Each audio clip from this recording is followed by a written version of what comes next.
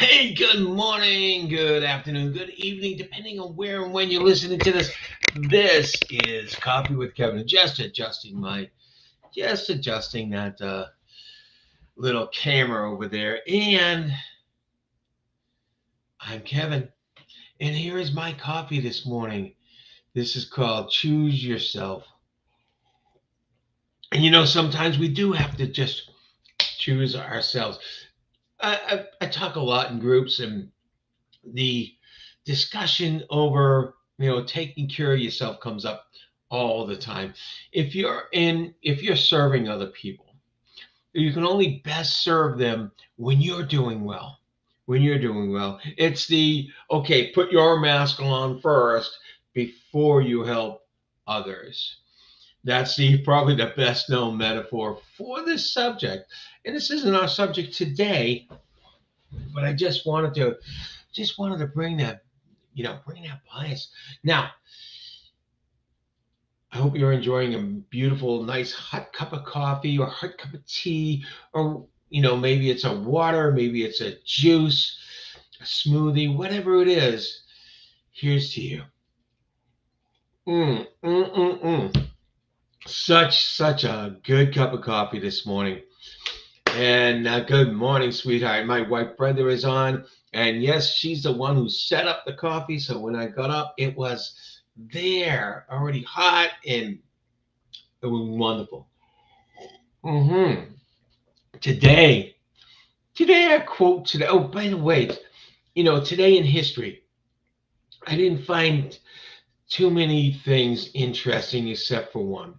46 years ago, I know that's a long time, and it's well past a lot of you out there. But in 1968, debuted a specific movie, a groundbreaking milestone movie, which was scary and controversial all at the same time. It was 2001. 2001, A Space Odyssey. It was about a computer that was running a spaceship that became sentient, became smart and self-serving. And the thing that's really interesting is that's with AI coming out in the world, it's reminding us that we have that kind of technology now. We have that kind of technology now. We've had robots around for a long time. I don't know if you all know that. We've had robots around for a long time, but they were only programmable. They could only do so much. Yes, they could sense things and be smart enough to do things, but they weren't self-learning until recently. Our computers are self-learning. Our the computers that they put on board of robots nowadays are self-learning. This AI can do a lot of stuff. It can duplicate us. How's that? With the new technology where we can put someone's face and someone's voice online, yet it's not them, yet it looks exactly like them. It looks so natural and speaking so natural. That's a scary part. Now, is that AI? Sure, it's not the AI we're all afraid of. It's the AI that's smart enough to learn, and that's what it does. It learns a person's um, a person's voice, a person's facial triggers, and all that, all the features, and can then reproduce that. So we are in a world where 2001 kind of predicted it, but let's take a look. 2001's past. We're in 2023, and that hasn't come about yet. So I love these science fiction movies. A lot of them, we see a lot of things coming true, which means the writers, the ones who created this, really had vision. They don't always come true in the time period that they suspect. Look at Star Trek. Star Trek, had these little flip phone type things where there was communicator, and that was in 64, 65, or around that time. We said, no way. You can't have these remote communications like that. And by the way, those flip phones have long since come and gone. And they came back again because people kind of like the technology of not being able to see anything and just flipping your phone open. I don't have one, but I kind of like the idea. Um, yeah, so there's a lot of things. Science fiction has become nonfiction, or a lot of it, not all of it. We still don't have the Jetsons type of houses and robotic maids and stuff like that. Well, maybe we do, and then I just haven't seen it yet. Maybe we do, and I just haven't seen it yet. Anyway, I'm excited today because today we have a quote that I feel a lot, I feel really tied to. And I teach this all the time. It's not the situation, it's your reaction to the situation. It's not the situation, it's reactions to the situation. You know why that's important? Maybe you're not getting this fully right off the bat, but why it's important is because a lot of us say, oh my goodness, the state of the country, the economy, the marketplace, or the jobs that are I can't get the job, and or this is, or she did that, they did this. They're all pointing everywhere else externally. And yes, we have all sorts of things externally that impacts us, so don't we? Right? And the thing in this country for the last, maybe the last 20 years, maybe longer, maybe since I've been an adult, the economy is a big thing. If you're in your own business, definitely. If you're looking for jobs, definitely. The economy is always impacting you.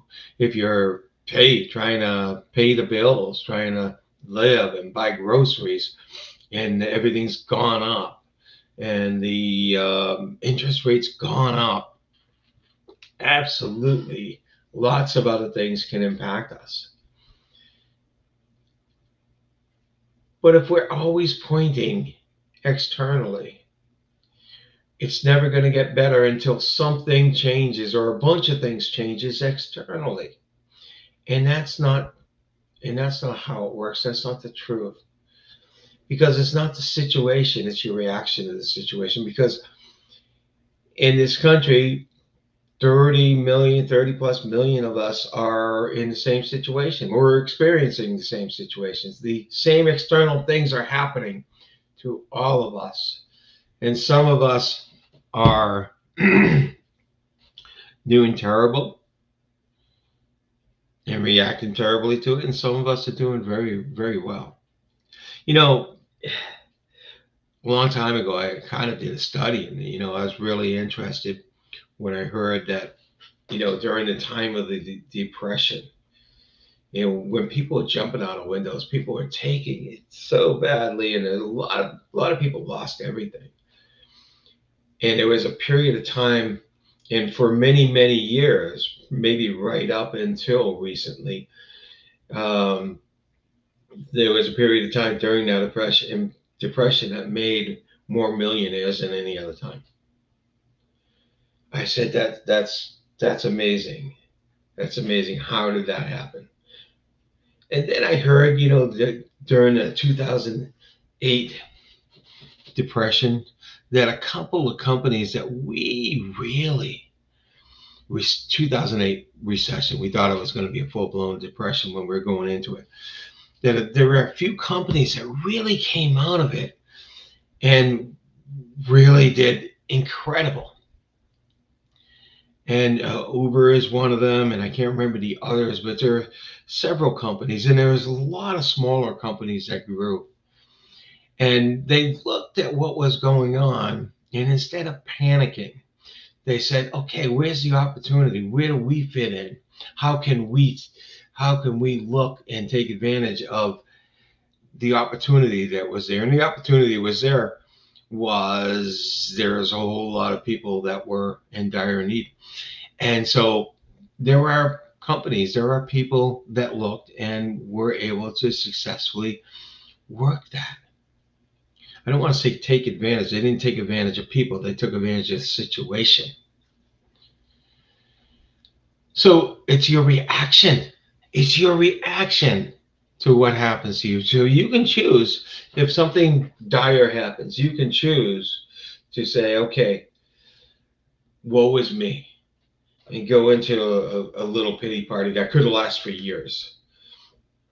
You can choose that. Or you can choose to say, okay, what's there for me? How can I do something in this area? Because, I'll tell you what, there's not too many other people at those times doing much. So you can look. And I will tell you that just about in every adversity that I run into, in every adversity that I've read so many stories of, there's always something good to come out of it. There's always something good to come out of it. If it's just you made new relationships, you got a new appreciation, there's always something good coming out of every adversity. So why can't you react in that way? Why can't you, in adversity, instead of just going down into that sadness, depression, pity party, whatever it is, or anger, react in a different way? Because I will tell you, the way in which you think is the way in which the world around you is going to be. If you're thinking negatively, you're going to recognize everything around you is negative. And you're going to say, well, I have a right to be negative then. I have a right to be depressed. I have a right to be angry. I have a right to be fearful.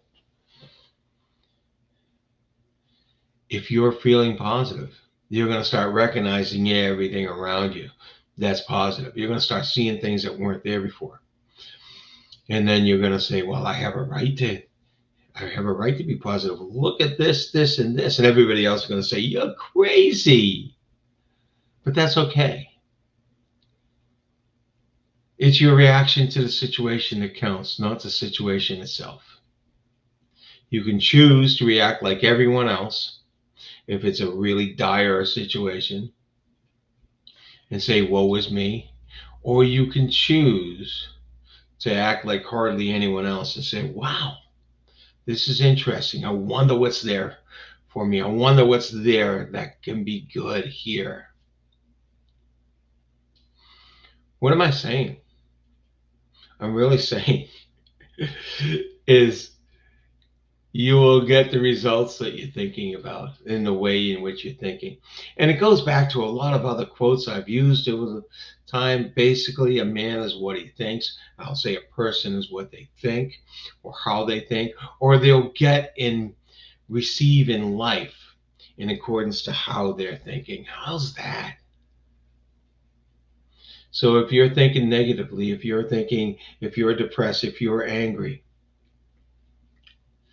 you're going to see and experience a lot of that externally. And then it's a spiral. It's a reaffirmation. You'll start to say, well, yes, see, I was right, and you'll get angrier or more depressed or whatever it is, and you'll have every right to. And then you'll probably say, well, Kevin, how do I control that? I can't possibly control that. If I'm feeling angry, I'm feeling sad, and things are continuing to make me feel that way, how do I control it? Well, I'll tell you a secret. It's not a very pretty one. You really do have a choice. You've had a choice all your life. You just didn't realize it. You do have a choice. You do have a choice to feel the way you want to feel. You just have to bring that awareness in. And you just have to then choose. I don't want to feel this way. Now, there are all sorts of little hacks, little tricks that you can do, something called anchors. But you know what? The easiest thing you can do is then just go, well, how do I want to feel? And when was the last time I felt that way? And then go back there. Go back there. So if I don't want to feel sad, depressed, whatever, and I'd rather feel happy and joyful, When's the last time you felt that? Maybe it was a while ago. Maybe it was when you were in high school. You had something really good going on. Go back there as if it's happening now. Go back to this detailed, specific time. See what you saw, hear what you heard, feel what you felt. And that feel what you felt is what's going to come into your body, what's going to come into your mind right then and there. And you change your state. It is a choice. It takes a little practice, but first it takes the awareness to know that you can. All right, everyone. I just can't believe we went to from your reaction to all of that stuff. It was really cool. I hope you enjoyed this. And if you enjoyed this, please comment. I don't see all the comments because it's in different channels. Please comment. Please like. And if you really enjoyed it, share it with somebody. Take care, all. Have a great day. Have a great week. No, I'm going to back it up again. Remember, I said it's your choice. And if it's your choice the way you want to feel, you make it a great day. You make it a great week. Until next week.